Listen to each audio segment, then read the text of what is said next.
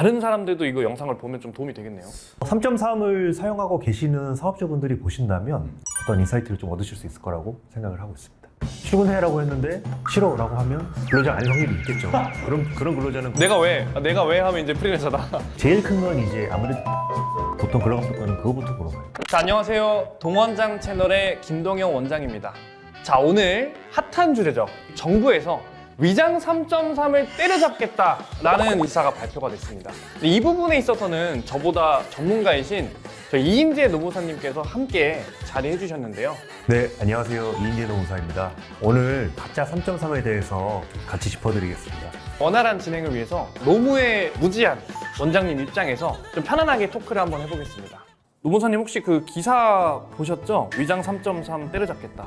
네, 기사 봤습니다. 이게 어떻게 촉발된 거죠? 물류센터 직원들을 위장 3.3으로 활용을 하면서 대대적으로 문제가 됐었습니다. 일반적으로 기존에 적발됐던 상황은 근로자가 문제 제기를 하고 노동청에 이제 진정을 제기하든 노동위원회에 이제 신문 회의를 신청을 하든 해서 이제 문제가 됐었는데, 이번 사안은 근로감독관이 직접 나와서 3.3에 해당되는지 여부를 이제 감사한다는 점에서 기존의 이런 양상과는 좀 다른 점이 있습니다. 그러면 기존까지는 사실 강사분들과 협의로 그냥 가도 본인도 좋고 나도 좋고 하면 상관없는 상황인데, 이게 아니라 이제 나라에서 이제 전수조사를 한다고 하니까 그럼 이건 둘이 협의가 돼도 상관이 없는 거네요? 기존의 노동청의 진정은 들어가지 않을 수 있었겠지만 이제는 국가에서 정보를 갖고 단속을 나오기 때문에 합의를 한다고 하더라도 문제가 될 소지가 많은 거죠. 다양한 직군에서도 3.3이 있잖아요. 주로 어떤 분야들이 좀 있죠? 일반적으로 학원 제외하고는 헬스장, 헬스장. 네, 헬스 관장님과 헬스 트레이너 분들, 또 네. 고용인, 피고용인 얘기도 그렇죠. 네. 그리고 필라테스 강사와 필라테스 원장님, 대조업 쪽에서도 문제가 되는 경우가 많고요. 저희 이제 채널 자체가 학원이어서 그렇지만 다른 사람들도 이거 영상을 보면 좀 도움이 되겠네요.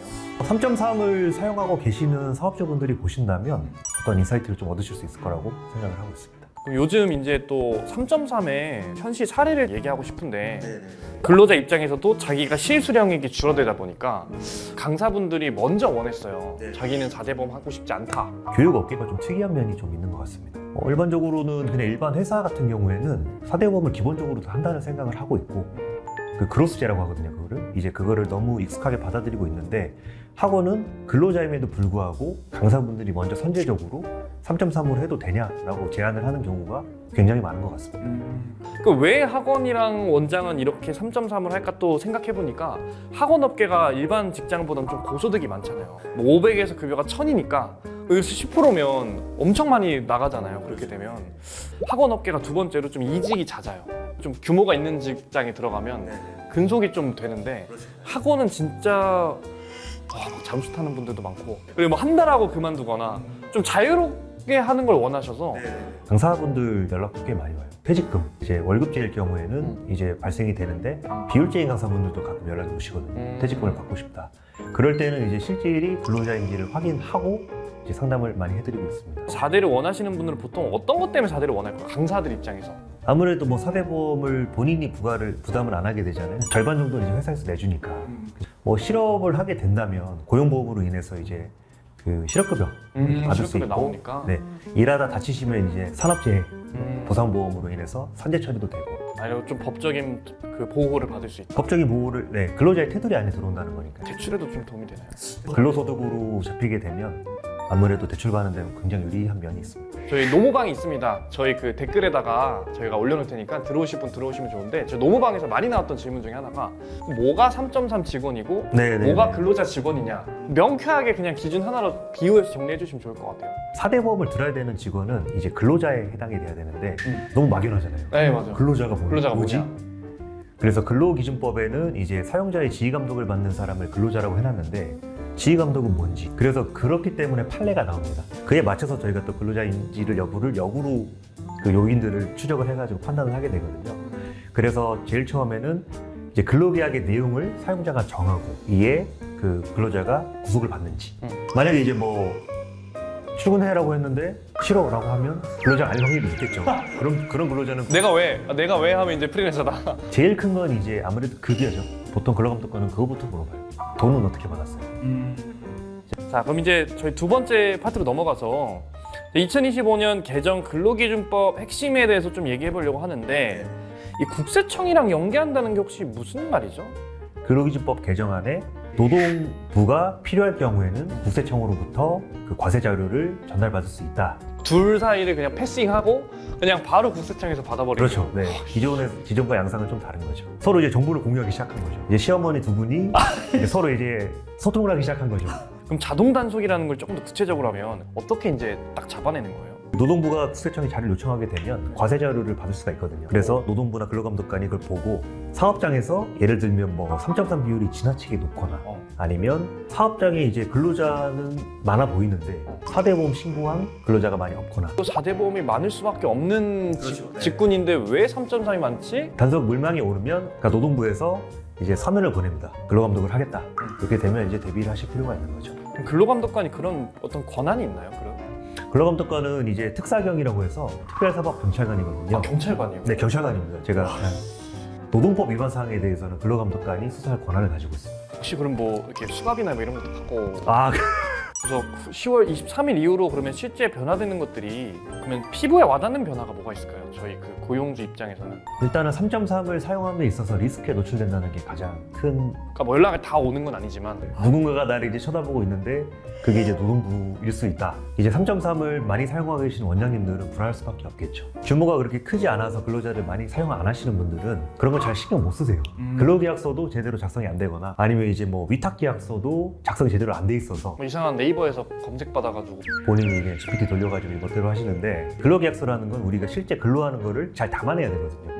근로시간, 임금, 휴게시간 등을 잘 담아내서 문제가 없도록 만들어야 되는데 그런 부분을 원장님이 직접 하시게 되면 아무래도 좀 미흡한 부분이 있어가지고 문제가 좀 될 소지가 많죠. 시장 입장에서 얘기하면 저는 요즘 수업을 안 하지만 수업도 해야 돼, 마케팅도 해야 돼, 그다음 강사분들 면담도 해야 돼. 이게 사실 원장님들 입장에서 좀 많이 바빠요. 그러니까 이게 규모가 작으신 분들은 자기 생존하기도 바빠. 그러니까 자기 밥 먹을 시간도 없어요. 그래서 왜 그럴 수밖에 없는지를 저만큼은 또 이렇게 항변해줘야 되지 않나. 저희 10월 23일부터 시행됐다고 합니다. 꼼꼼하게 잘 체크합시다. 무서운 게 이제 저희 적발했을 때 어떤 피해를 입는가, 맞았을 때 얼마나 아픈가, 얼마나 아픈가인데 솔직히 덜 아프면 솔직히 맞을만 하거든요. 뼈가 으스러진다던가 어느 정도 피해가 있을까요? 이거 적발되면. 쿠팡 사례를 보면 미지급 보험료를 소급해서 이제 부과하는 방식으로 하고 지연 신고에 따른 과태료. 그래도 말이 소급이라고 했지만 사실상 작을 소모는 아니지 않나요? 그렇죠. 소급이 이제 그 시점으로 가서 가입된 걸로 보고 보험료를 받겠다고 하는 거니까 그럼 3년치를 프리랜서로 가짜로 했다면 그 3년치를 다 내야 된다는 얘기잖아요. 그런 식으로 단속될 가능성이 굉장히 높습니다. 근로감독으로 적발될 경우에는 그렇게 되지만 강사 혹은 이제 뭐 행정직원분들 이런 분들을 3.3으로 이제 했을 때는 그분들이 문제 제기를 할 수 있단 말이죠. 3년 뒤에 만약에 나는 사실 4대 보험을 가입해야 되는 근로자인데 가입을 못했다. 만약에 근로자가 맞다고 판결을 받게 되면 판정은 4대 보험료를 소급 가입해야 되고 이제 그에 따른 퇴직금지급, 연장 야간 휴일 근로에 대한 가산수당 정말 수천만 원 단위의 추가 임금을 지급해야 될 가능성도 있는 거죠. 이거 지급하느라 자본 다 털릴 수도 있겠는데요? 그래서 그런 말이 있어요. 저희 업계에서 많이 쓰이는 말인데 세무로 각별하게 아낀 돈을 노무로 싹 다 날린다는 그런 얘기가 있습니다. 그러니까 와 모았다 했는데 갑자기 노무에서 후 불어버리면 이제 날아가는 거. 3.3 직원이 갑자기 자기 뭐 진단 재개하겠다. 합의금 뭐 2천만 원 달라. 이렇게 되면 그 돈을 싹 다 이제 날리시게 되는 거죠. 네.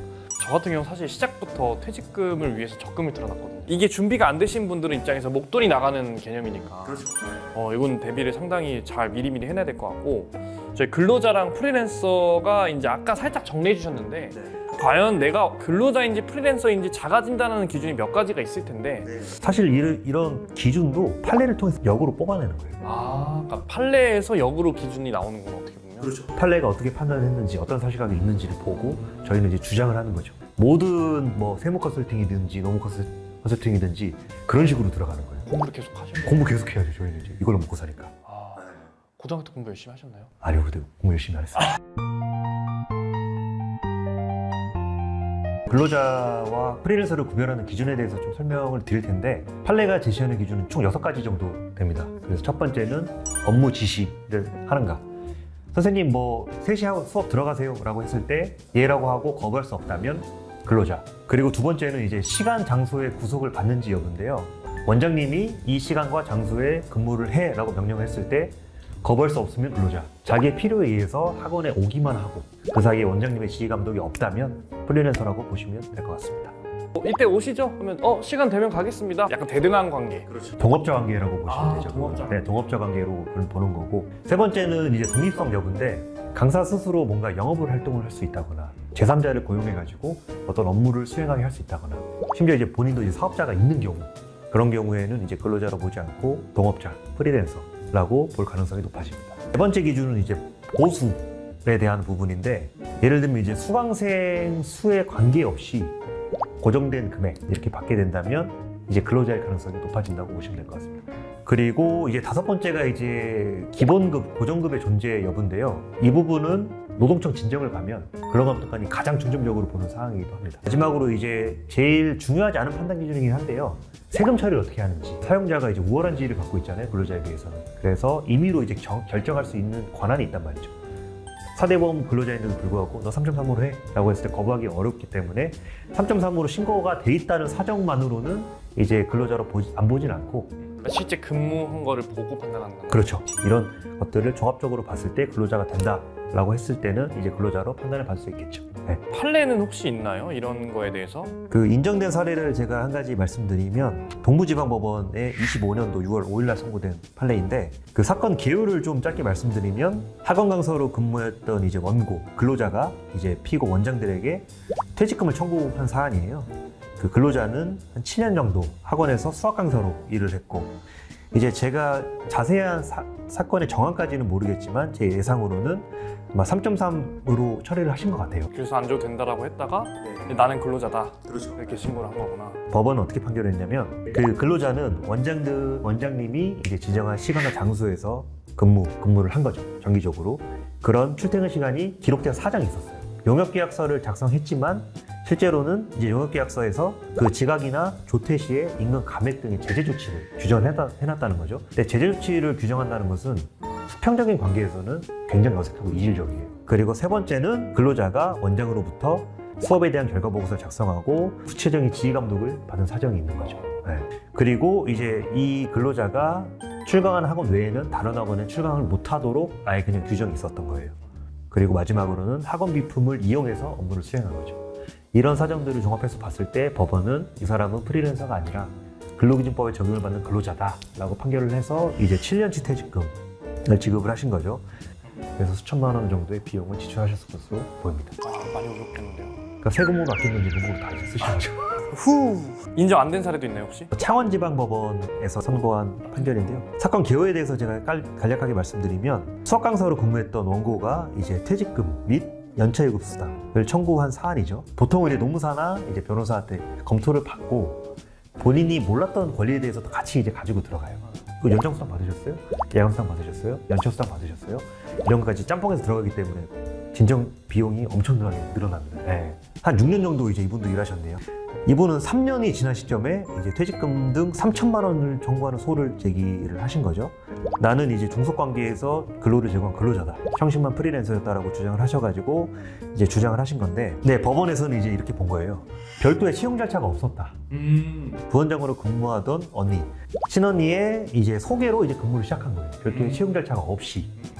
그리고 두 번째는 이제 초기에는 이제 기본급이라는 명목으로 250만 원을 받았는데 그 이후에는 비율제로 완전히 전환을 한 거죠. 수강료의 40% 정도를 이제 꾸준히 받아가신 거죠. 그리고 또 한 가지는 그 수학 강사분이 학생을 선택할 수가 있었어요. 아, 자기가? 만약에 원장님이 이 학생 넣어주세요 했는데 싫어요. 혹은 나는 이 학생만 수업을 할게요 라고 선택할 수 있는 권리가 있었던 거죠. 대등한 입장이죠. 사실상은 동업자 관계고 장소랑 인프라만 제공을 받은 거죠. 또 중요한 게 대체 강사를 본인이 직접 섭외했어요. 이런 사정을 종합해 봤을 때 이 사람은 프리랜서에 가깝다라고 이제 법원이 판결을 한 거죠. 그럼 결국에는 뭐 패소를 한 거죠? 그렇죠. 그분이 이제 그 원고가 패소를 해가지고 이제 피고 원장님들이 승소를 하신 거죠. 그래서 여기서 이제 사건은 종결이 됐고요. 그럼 어쨌든 이렇게 이제 뭐 위장 3.3에 대해서 주제를 말씀해 주셨는데 원장님들 입장에서는 아픈 상황일 수도 있어요. 강사가 원해서 했을 수도 있고 어쨌든 이제부터는 위법이라고 하니까 그에 따른 그 해결책을 좀 설명해 주실 수 있나요? 정부에서 사대보험 가입을 독려하기 위해서 만드는 지원책이 되게 많아요. 정부 지원책? 네. 예를 들면 두루누리 지원금이라고 고용보험과 국민연금 보험료를 이제 80%까지 지원해주는 제도도 있습니다. 그냥 무작정 이제 그 몽둥이만 드는 건 아니에요. 그렇죠. 네. 당근 들고 몽둥이 들고. 그렇죠, 그렇죠. 몽둥이 이렇게 받으면 이제 인센티브도 반드시 지원을 해야죠. 두 번째는 이제 청년 일자리 도약 청년금. 청년층 고용을 했을 때 이제 지원금을 주는 제도고, 이런 고용 지원금이 굉장히 많기 때문에 한번 저희가 기초 컨설팅을 받으시면 저희가 해당자가 있는지 확인을 해드려서 한번 받아보시는 것도 굉장히 도움이 많이 되실 것 같습니다. 자, 그럼 강사 입장에서는 좀 어떻게 대응을 해야 될까요? 강사분 입장에서 그 기준을 봤을 때 본인이 4대 보험 근로자인데 3.3으로 이제 그 세금 처리를 하고 계신다. 그리고 이제 퇴직금도 안 준다고 하신다. 이렇게 되면 일단 우선적으로는 원장님한테 말씀을 드리는 게, 원장님이 받아들이지 않을 경우에는, 그럴 경우에는 이제 노무사를 찾아주셔서 어떻게 할지 상담을 좀 받아보시고 처리를 하시는 게 좀 필요할 것 같습니다. 저는 사실 노무사님한테 이제 기초 세팅을 받고 이제 월마다 기장료를 이제 나가는 어떤 계약을 했어요. 그러니까 이걸 한 이유가 뭐냐면, 제 입장에서 뭐 지금 제가 엄청 대형학원 아니지만 커가는 데 있어서 노무 관련된 리스크를 좀 줄이기 위해서 이런 상황에서는 어떻게 해야 돼요라고 항상 자문을 요청하는데, 저는 이 방법도 원장님들한테 해결책이 될 것 같아요. 기초 세팅 설명을 한번 해주시죠. 기초 컨설팅이라고 하는 것은 근로계약서를 제대로 써드리고, 3.3이라고 하시면 위임 약정서를, 위탁 계약서를 이렇게 정확히 써드리고, 그 부분이 이제 메인이 된다고 보시면 될 것 같아요. 그래서 계약 관계를 학원에 맞게 반영을 해서 근로계약서에 녹여드린다. 이게 핵심이고, 10명 이상이면 취업규칙을 급여해야 되는데 취업규칙도 작성해드리고, 어떤 상황에 어떻게 이제 사용을 하셔야 되는지 그런 것도 교육을 해드리는 게 이제 기초 컨설팅이라고 보시면 될 것 같습니다. 네. 저희 직원들도 노무 계약 같은 거를 다 지금 써서 해주시거든요. 그럼 직원도 마음이 놓이는 게, 어쨌든 전문가가 써준 거니까 내가 법적인 어떤 보호를 받고 있고, 저는 되게 만족을 하고 있기 때문에 이 기초 세팅 노무 관련된 해결책을 원하시는 분들은 저희 노무사님한테 연락을 주시면 다 이 기초 세팅을 해주십니다.